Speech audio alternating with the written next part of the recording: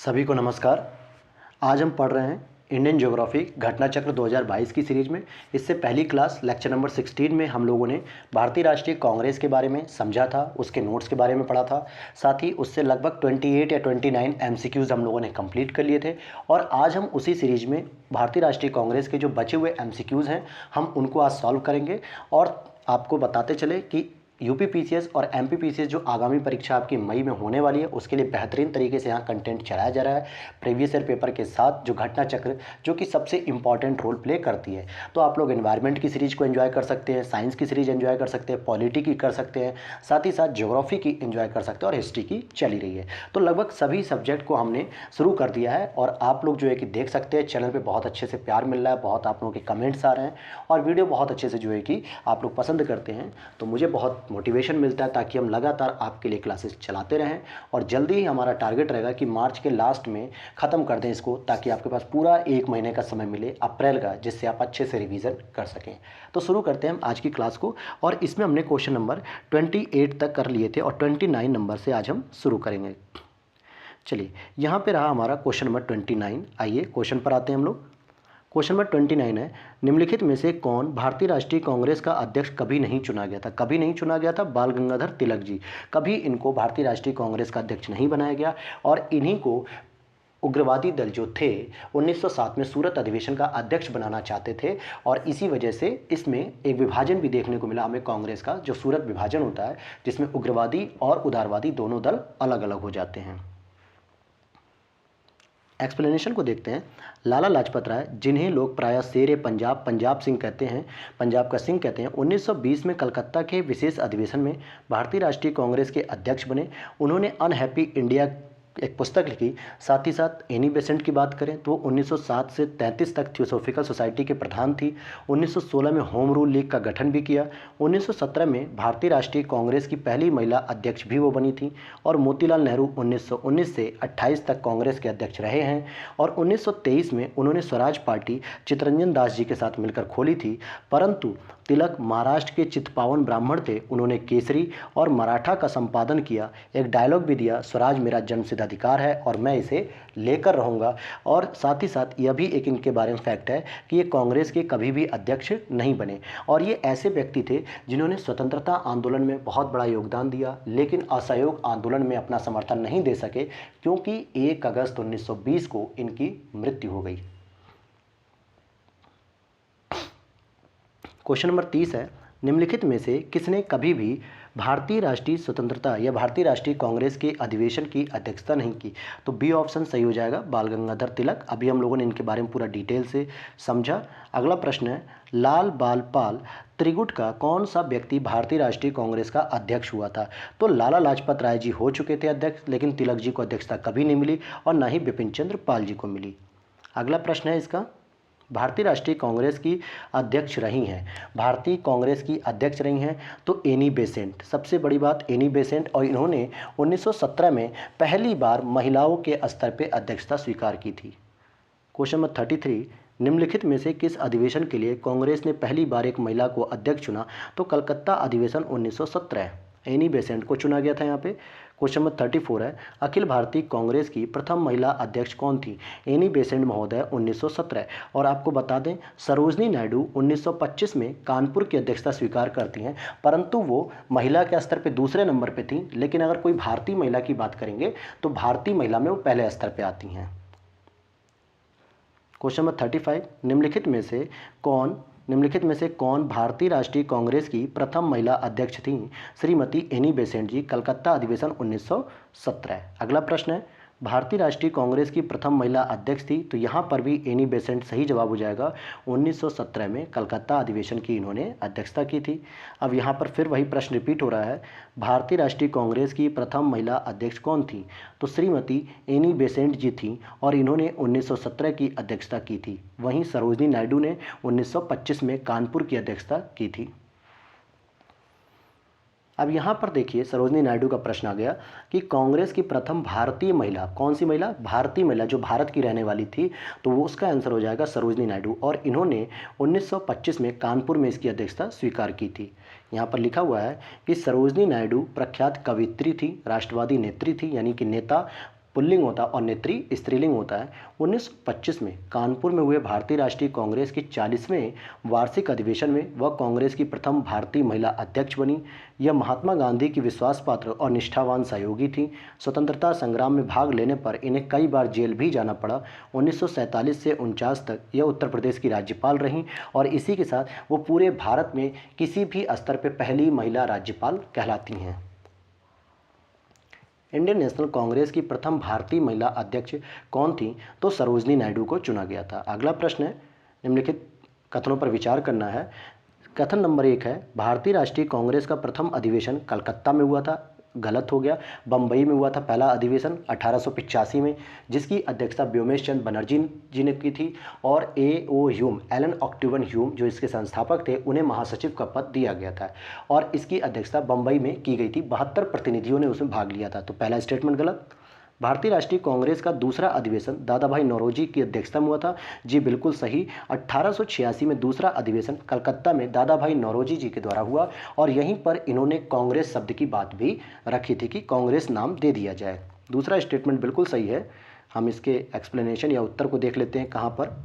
अच्छा, तीसरा स्टेटमेंट भी इसमें दिया हुआ है। भारतीय राष्ट्रीय कांग्रेस तथा मुस्लिम लीग दोनों ने लखनऊ में 1916 में अधिवेशन किया और लखनऊ समझौता संपन्न किया। तो दूसरा और तीसरा स्टेटमेंट सही है, इसलिए सी आंसर सही हो जाएगा और ये IAS प्री 2004 में प्रश्न पूछा गया था। क्वेश्चन नंबर 41 है, भारतीय राष्ट्रीय कांग्रेस का 27वां अधिवेशन किस स्थान पर हुआ था? तो बांकीपुर में हुआ था। कहाँ पर हुआ था ये? बांकीपुर में। भारतीय राष्ट्रीय कांग्रेस का 27वां अधिवेशन 1912 में बांकीपुर बिहार में संपन्न हुआ। इस अधिवेशन की अध्यक्षता थी RN मुधोलकर ने की थी और इस अधिवेशन में A.O. ह्यूम को कांग्रेस का पिता कहा गया, फादर ऑफ कांग्रेस इनको कहा गया। अगला प्रश्न है, निम्नलिखित में से भारतीय राष्ट्रीय कांग्रेस के किस अधिवेशन में बाल गंगाधर तिलक ने अपना प्रसिद्ध नारा दिया कि स्वराज मेरा जन्मसिद्ध अधिकार है और मैं उसे लेकर रहूँगा? तो डी ऑप्शन सही हो जाएगा, लखनऊ समझौता 1916। क्या कहा था? लखनऊ अधिवेशन 1916 में इन्होंने कहा था। आइए देखते हैं। भारतीय राष्ट्रीय कांग्रेस के लखनऊ अधिवेशन 1916 में बाल गंगाधर तिलक ने कहा, स्वराज मेरा जन्मसिद्ध अधिकार है और मैं उसे वापस लेकर रहूँगा। इस अधिवेशन में उग्रवादियों की पुनः कांग्रेस में वापसी हुई, अर्थात नरम दल और गरम दल में समझौता हो गया और यह जो समझौता हुआ वो तिलक और एनी बेसेंट के प्रयासों से ही हुआ। साथ ही साथ कांग्रेस और मुस्लिम लीग के बीच भी एक समझौता हुआ जिसमें तिलक और एनी बेसेंट का बहुत सहयोग रहा। इसे लखनऊ समझौता या कांग्रेस लीग समझौते के नाम से भी जाना जाता है। अगला प्रश्न है 43, स्वराज मेरा जन्मसिद्ध अधिकार है और मैं इसे लेकर रहूँगा। BPSC प्री 2019 का प्रश्न है, बाल गंगाधर तिलक सही जवाब हो जाएगा। नेक्स्ट क्वेश्चन, फिर से 44 में वही सेम स्टेटमेंट है कि स्वराज मेरा जन्मसिद्ध अधिकार है, मैं इसे लेकर रहूँगा। यह स्टेटमेंट बाल गंगाधर तिलक जी के द्वारा दिया गया था। 45 में भी सेम स्टेटमेंट है तो इसका भी बाल गंगाधर तिलक हो जाएगा। और 46 में भी स्वराज जन्मसिद्ध अधिकार है हमारा, ये भी BG तिलक साहब ने कहा था और ये 1916 के लखनऊ अधिवेशन में कहा गया था, यानी लखनऊ से समझौता हो रहा था तो उस समय इन्होंने कहा था। क्वेश्चन नंबर 47 के बारे में बात करते हैं। भारतीय राष्ट्रीय कांग्रेस के बारे में निम्नलिखित कथनों पर विचार कीजिए। सरोजनी नायडू कांग्रेस की अध्यक्ष होने वाली प्रथम महिला थी। गलत। प्रथम महिला एनी बेसेंट जी 1917 में थी, तो पहला स्टेटमेंट गलत हो गया। CR दास ने जब कांग्रेस के अध्यक्ष रूप में कार्य किया तब वे जेल में थे। 1922 में इन्होंने जब किया और 1920 में। तो एलन ऑक्टेवियन ह्यूम प्रथम ब्रिटिश नागरिक थे जो कांग्रेस के अध्यक्ष बने। आपको बताते चले कि एलन ऑक्टेवियन ह्यूम कभी अध्यक्ष बने ही नहीं, वो तो महासचिव के पद पर ही थे। अगला जो स्टेटमेंट है, अल्फ्रेड वेव, जो कि अल्फ्रेड वेव 1894 में कांग्रेस के अध्यक्ष थे, तो ये बात सही है। तो तीसरा गलत था, पहला सरोजनी नायडू वाला गलत था और दूसरा सही है। तो 2 और 4 ये B स्टेटमेंट सही हो जाएगा, B वाला करेक्शन हो जाएगा। क्वेश्चन नंबर 48 है, किसने कहा कांग्रेस आंदोलन न तो लोगों द्वारा प्रेरित था और न ही यह उनके द्वारा सोचा या योजनाबद्ध किया गया था? तो लाला लाजपत राय जी ने कहा था। किसने कहा था? लाला लाजपत राय जी ने कहा था अपने एक लेख में लिखते हुए। 49, किसने कहा था कांग्रेस पतन के लिए लड़खड़ा रही है, मेरी सबसे बड़ी अभिलाषा या इच्छा है कि जब तक मैं भारत में हूँ कांग्रेस की शांतिपूर्ण समाप्ति में सहयोग करना है। यह स्टेटमेंट लॉर्ड कर्जन साहब ने दिया था। किसने दिया था? लॉर्ड कर्जन ने दिया था। क्वेश्चन नंबर 50 देखते हैं हम लोग। अध्यक्षीय संबोधन के समय जिस कांग्रेस अध्यक्ष ने हिंदी भाषा के लिए रोमन लिपि लागू करने की वकालत की थी वे थे सुभाष चंद्र बोस। किसने कहा था ये बातें? सुभाष चंद्र बोस साहब ने कहा था। अपने अध्यक्षीय संबोधन के समय सुभाष चंद्र बोस ने हिंदी भाषा के लिए रोमन लिपि लागू करने की वकालत की थी, देवनागरी लिपि नहीं, रोमन लिपि के लिए। सुभाष चंद्र बोस ने कांग्रेस के हरिपुरा अधिवेशन 1938 की अध्यक्षता भी की थी। भारत के स्वतंत्रता प्राप्ति के बाद निम्नलिखित में से किसने सुझाव दिया कि भारतीय राष्ट्रीय कांग्रेस को समाप्त कर दिया जाना चाहिए? महात्मा गांधी जी का ऐसा विचार था कि यह एक हमारा क्रांतिकारी आंदोलन या यूँ कहें कि आज़ादी को दिलाने में बहुत बड़ा सहयोग था इसका, लेकिन जब आज़ादी मिल चुकी है तो एक नया राजनीतिक संगठन बनाना चाहिए प्रशासन चलाने के लिए, लेकिन इसका जो है कि समाप्त कर देना चाहिए या इसको हटा देना चाहिए। क्वेश्चन नंबर 52 है, अमृतसर के भारतीय राष्ट्रीय कांग्रेस 1919 के प्रस्ताव के अनुसार महात्मा गांधी द्वारा कांग्रेस का नया संविधान लिखने के लिए किनके सहयोग जो है कि किन्हें उनके सहयोग के लिए चुना गया?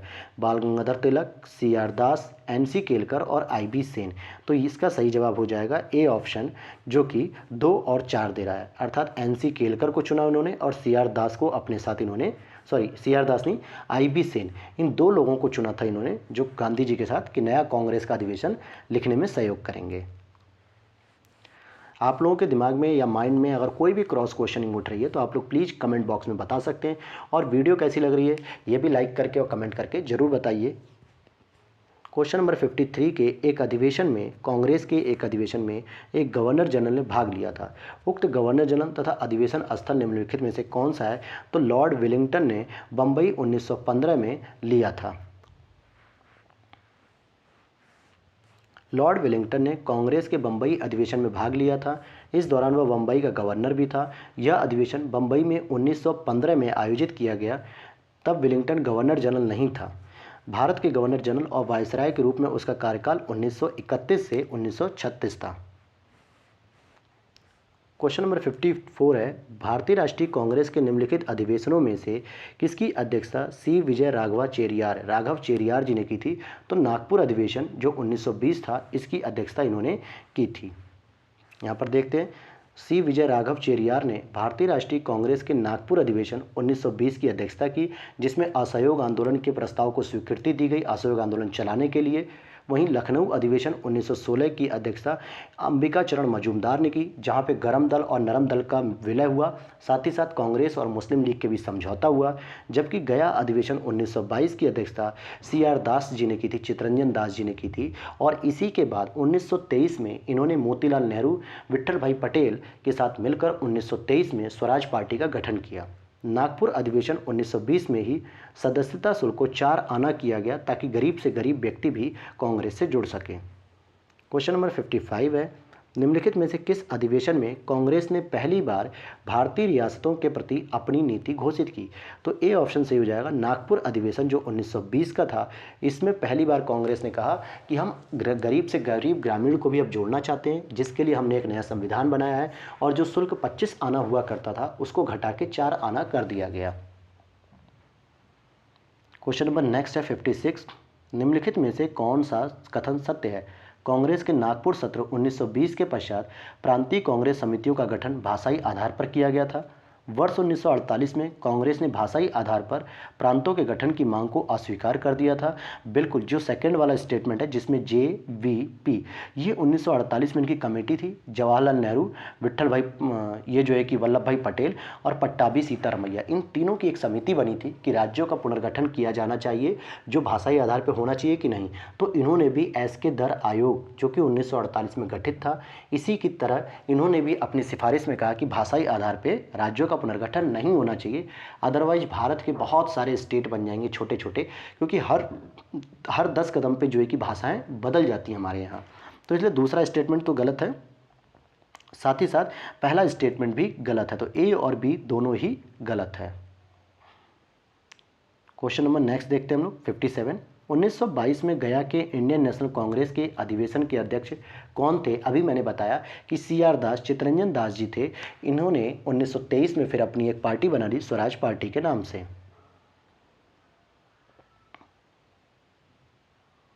निम्नलिखित में से किसने अखिल भारतीय हरिजन सेवक संघ 1932 में स्थापित किया? यह महात्मा गांधी जी ने स्थापित किया था। किसने स्थापित किया? महात्मा गांधी जी ने। क्वेश्चन नंबर 59 को देखते हैं अब हम। नीचे उन व्यक्तियों की सूची दी गई है जो भारतीय राष्ट्रीय कांग्रेस के अध्यक्ष हुए, तिथि अनुसार उन्हें क्रमबद्ध कीजिए और नीचे कूट का प्रयोग करिए। तो देखिए, महात्मा गांधी 1924 का बेलगांव में इन्होंने अध्यक्षता की थी। जवाहरलाल नेहरू ने जो है कि 1936 में भी की है, 1929 में भी की है। वल्लभ भाई पटेल और सरोजनी नायडू। तो देखिए, सरोजनी नायडू तो पहली थी महिला, तो 1925 में इन्होंने किया। अब इस आधार पर अगर आप देखोगे तो सी स्टेटमेंट सही हो जाएगा कि सबसे पहले गांधी जी, फिर सरोजनी नायडू, फिर उसके बाद जवाहरलाल नेहरू और फिर उसके बाद वल्लभ भाई पटेल। यहाँ आप देख सकते हैं कि प्रश्नगत कांग्रेस अध्यक्षों की अध्यक्षता का निम्न वर्ष है। महात्मा गांधी ने 1924 बेलगांव अधिवेशन की अध्यक्षता की और यही एकमात्र इन्होंने अध्यक्षता स्वीकार की थी। सरोजनी नायडू ने 1925 में कानपुर में भारतीय राष्ट्रीय कांग्रेस के अधिवेशन की अध्यक्षता की। जवाहरलाल नेहरू ने सबसे पहले 1929 में लाहौर में और अप्रैल 1936 में भी इन्होंने स्वीकार की थी और दिसंबर 1936 के फैजपुर अधिवेशन में भी इन्होंने अध्यक्षता की थी। जबकि पटेल ने 1931 के कराची अधिवेशन की अध्यक्षता की, जिसमें भगत सिंह की फांसी होने पर कुछ कांग्रेसियों ने, देशवासियों ने इन्हें काले झंडे भी दिखाए महात्मा गांधी जी को, और साथ ही साथ गांधी और इरविन के मध्य जो समझौता हुआ था उस पर मोहर भी लगाने का काम कांग्रेस का था, जिसमें वल्लभ भाई पटेल जी अध्यक्षता कर रहे थे। क्वेश्चन नंबर 60 है, भारतीय राष्ट्रीय कांग्रेस के 1924 के अधिवेशन में महात्मा गांधी द्वारा मात्र एक बार अध्यक्षता की गई थी। यह अधिवेशन कहाँ हुआ था? तो कर्नाटक के बेलगांव में हुआ था। 61 में देखते हैं, भारतीय राष्ट्रीय कांग्रेस का एकमात्र अधिवेशन जिसकी अध्यक्षता महात्मा गांधी जी ने की, तो बेलगांव अधिवेशन 1924 का। और गया अधिवेशन जो 1922 था, इसको किसने किया था? CR दास जी ने, चित्तरंजन दास जी ने किया था। क्वेश्चन नंबर 62 देख लेते हैं हम लोग। महात्मा गांधी ने भारतीय राष्ट्रीय कांग्रेस के किस अधिवेशन की अध्यक्षता की थी? तो 1924 बेलगांव कर्नाटक में की थी। क्वेश्चन नंबर 63 है, भारतीय राष्ट्रीय कांग्रेस की सभाओं के स्थान और अध्यक्ष। अगर हम देखते हैं, सरोजनी नायडू को सबसे पहले लेते हैं तो कानपुर 1925 में इन्होंने की थी। डॉक्टर राजेंद्र प्रसाद की अगर हम बात करेंगे तो आप इनको भी देख सकते हो, रामगढ़ 1940, या मोतीलाल नेहरू 1919, या अबुल कलाम आज़ाद 1934। तो अब आपको कन्फ्यूज़न हो गया कि सर कौन सा सही होगा। तो आइए मेरे दोस्तों, कन्फ्यूज़न मत लीजिए, आइए यहाँ देख लेते हैं हम लोग। मोतीलाल नेहरू ने अमृतसर 1919 में किया, सरोजनी नायडू कानपुर 1925, राजेंद्र प्रसाद बम्बई 1934, अबुल कलाम आज़ाद रामगढ़ 1940। क्लियर हो गया आपको? तो मोतीलाल नेहरू जी ने 1919 अमृतसर में की, सरोजनी नायडू ने कानपुर 1925 में की, राजेंद्र प्रसाद ने बम्बई 1934 में, अबुल कलाम आज़ाद रामगढ़ 1940। द्वितीय विश्व युद्ध के दौरान 40 से 45 तक लगातार अबुल कलाम आज़ाद साहब ही भारतीय राष्ट्रीय कांग्रेस के अध्यक्ष बने रहे। अब यहाँ पर अगला प्रश्न है यूपी स्पेशल। उत्तर प्रदेश के विभिन्न स्थानों में आयोजित भारतीय राष्ट्रीय कांग्रेस के अधिवेशन के संदर्भ में दो लिस्ट दी हुई है जिसे हमें मिलान कराना है। तो आप देख सकते हैं, लखनऊ का 1916 में हुआ था, बनारस का विशेष अधिवेशन जिसकी अध्यक्षता गोपाल कृष्ण गोखले जी ने की थी 1905 में हुआ था, कानपुर की बात करेंगे जिसमें सरोजनी नायडू ने की थी 1925 में, और मेरठ की बात करेंगे जिसमें स्पेशली 1946 में JB कृपलानी साहब ने की थी अध्यक्षता। JB कृपलानी साहब की जो पत्नी थी सुचेता कृपलानी, वहीं उत्तर प्रदेश की पहली मुख्यमंत्री बनती है महिला स्तर पे, और पूरे भारत में भी पहली महिला मुख्यमंत्री सुचेता कृपलानी उत्तर प्रदेश की बनती हैं। तो ये आपको समझ आ गया होगा। आइए हम इसको एक्सप्लेनेशन में भी क्लियर कर लेते हैं। देखिए, मेरठ अधिवेशन 1946 में हुआ था, कानपुर अधिवेशन 1925 में, लखनऊ अधिवेशन 1916, बनारस अधिवेशन 1905 में हुआ। 65 प्रश्न है, निम्नलिखित में से किस भारतीय राष्ट्रीय कांग्रेस के अधिवेशन में जवाहरलाल नेहरू ने समाजवाद को भारत की समस्याओं को हल करने की कुंजी बताया? तो लखनऊ अधिवेशन जो इन्होंने किया था उसमें। लेकिन ये लखनऊ अधिवेशन 1916 का नहीं, क्योंकि वहाँ तो अंबिकाचरण मजूमदार ने अध्यक्षता की थी। ये 1916 की जगह 1936 का था, जहाँ लखनऊ अधिवेशन में जवाहरलाल नेहरू ने खुद ही अध्यक्षता की थी और समाजवाद को भारत की समस्याओं को हल करने की कुंजी बताया। उन्होंने कहा, मैं समाजवाद के अलावा ऐसा कोई दूसरा रास्ता नहीं देखता जो भारत के लोगों को गरीबी, बेकारी, गुलामी से मुक्ति दिला सके। क्वेश्चन नंबर 66, वर्ष 1938 के भारतीय राष्ट्रीय कांग्रेस के हरिपुरा अधिवेशन की अध्यक्षता किसने की थी? सुभाष चंद्र बोस जी ने की थी और इन्होंने 1939 में भी त्रिपुरी अधिवेशन की अध्यक्षता जीत गए थे, लेकिन गांधी जी के से अनबन होने की वजह से इन्होंने उसे छोड़ दिया अध्यक्षता पद को और फॉरवर्ड ब्लॉक की स्थापना 1939 में की। आइए हम यहाँ पर देखते हैं कांग्रेस का जो अधिवेशन 19 से 21 फरवरी 1938 के दौरान गुजरात के हरिपुरा में संपन्न हुआ। इस अधिवेशन की अध्यक्षता सुभाष चंद्र बोस जी ने की थी और इस अधिवेशन में राष्ट्रीय नियोजन समिति का गठन किया गया तथा पंडित जवाहरलाल नेहरू को इसका अध्यक्ष बनाया गया। राजेंद्र प्रसाद को 1934 में कांग्रेस अध्यक्ष चुना गया। आगे चलकर 1946 तक 40 से 46 तक अबुल कलाम आज़ाद साहब कांग्रेस के अध्यक्ष रहे। वहीं जेबी कृपलानी को 1946 में मेरठ कांग्रेस के अधिवेशन में अध्यक्ष निर्वाचित किया गया। क्वेश्चन नंबर नेक्स्ट है 67, वर्ष 1938 के लिए भारतीय राष्ट्रीय कांग्रेस का अध्यक्ष किसे चुना गया? तो 1938 में गुजरात के हरिपुरा में अधिवेशन हुआ जहां सुभाष चंद्र बोस जी को इसका अध्यक्ष चुना गया था। क्वेश्चन नंबर 68 है, इनमें से कौन सबसे कम आयु में भारतीय राष्ट्रीय कांग्रेस का अध्यक्ष बनने वाला व्यक्ति था? तो अबुल कलाम आज़ाद साहब सबसे कम उम्र में भारतीय राष्ट्रीय कांग्रेस के अध्यक्ष बनते हैं। क्वेश्चन नंबर 69 है, कांग्रेस के अध्यक्ष और अधिवेशन के स्थान? तो एम.ए. अंसारी, पुरुषोत्तम दास टंडन, सरोजनी नायडू, सुभाष चंद्र बोस। अगर आपको दो तो अभी तक हम लोगों ने याद कर लिए हैं, तो चलिए हम दो से ही मिलान करते हैं कि सी का हो जाएगा दूसरा कानपुर और सुभाष चंद्र बोस गुजरात के हरिपुरा के थे। अब पुरुषोत्तम दास टंडन की बात करते हैं और एम.ए. अंसारी की। तो आइए, अगर आपको यहाँ से नहीं याद आ रहा है तो हम लोग आगे देख लेते हैं। यहाँ पे बेहद अच्छे तरीके से लिखा है कि हरिपुरा कांग्रेस अधिवेशन 1938 की अध्यक्षता सुभाष चंद्र बोस जी ने की। नासिक अधिवेशन 1950 की अध्यक्षता पुरुषोत्तम दास टंडन जी ने की थी। मद्रास अधिवेशन 1927 की अध्यक्षता डॉक्टर एम.ए. अंसारी जी ने की। कानपुर अधिवेशन 1925 की अध्यक्षता सरोजनी नायडू जी ने की थी। अगला प्रश्न है, निम्नलिखित में से कौन लगातार 6 वर्ष तक भारतीय राष्ट्रीय कांग्रेस का अध्यक्ष रहा?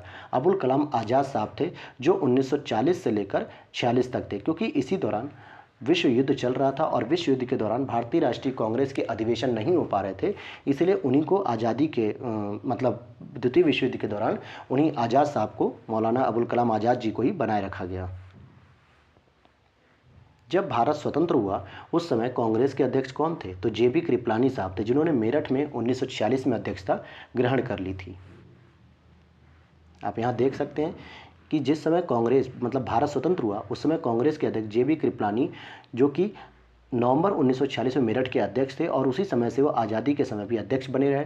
वहीं कांग्रेस के 1948 की जयपुर अधिवेशन की अध्यक्षता पट्टाभी सीतारामैया ने की। महात्मा गांधी ने बेलगांव 1924 की। जवाहरलाल नेहरू ने लाहौर 1929, लखनऊ 1936 और फैजपुर की भी क्रमशः 1936 में इन्होंने की थी। वहीं सरदार पटेल जी ने कराची 1931 के अधिवेशन की भी अध्यक्षता स्वीकार की थी। क्वेश्चन नंबर नेक्स्ट है 72, भारत के विभाजन के समय भारतीय राष्ट्रीय कांग्रेस का अध्यक्ष कौन था? विभाजन की बात करिए चाहे वो आज़ादी की बात करिए, तो जेबी कृपलानी साहब थे। कौन थे? जेबी कृपलानी साहब थे। क्वेश्चन नंबर 73 है, जन गण मन पहली बार किस अवसर पर गाया गया था? तो पहली बार भारतीय राष्ट्रीय कांग्रेस के अधिवेशन में गाया गया था। और अच्छी बात यह है कि इस समय भी जो है कि आगे देख लेते हैं हम इसको।